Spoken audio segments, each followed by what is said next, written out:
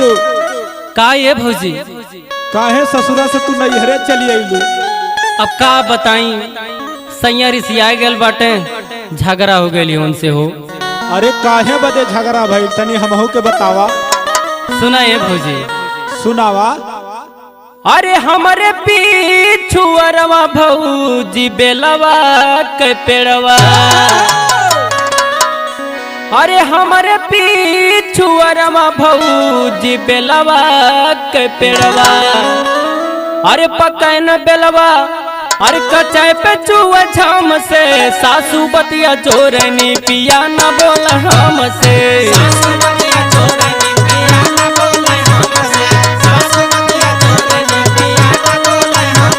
पिया न बोले हमसे, पिया न बोले हमसे, सासू बतिया चोरनी पिया न बोले हमसे।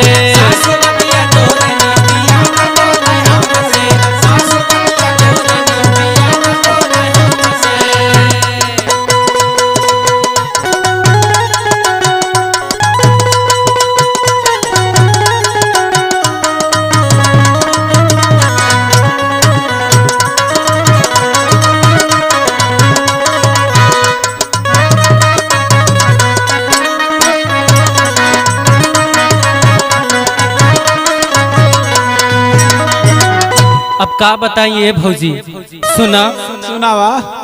अरे का करिए भौजी सुझना उपैया,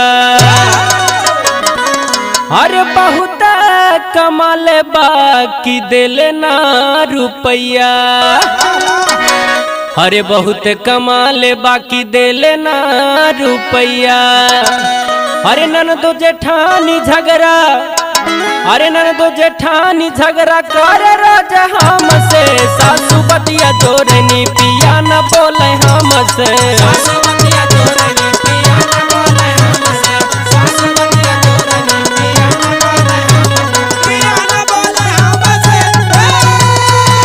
पिया न बोले हमसे, पिया न बोले हमसे, सासू बतिया चोरनी पिया न बोले हमसे, सासू बतिया चोरनी पिया न बोले हमसे।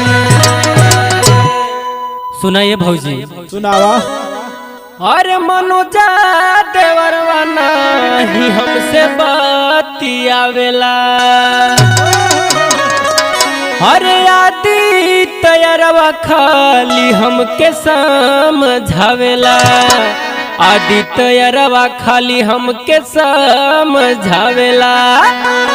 और सुनाइए भौजी हमरे सैया के कहा सुनील बला मुआ के, अरे सुनील बला मुआ के ताना साही जाम के, सासू बतिया चोरनी पिया न बोले हमसे।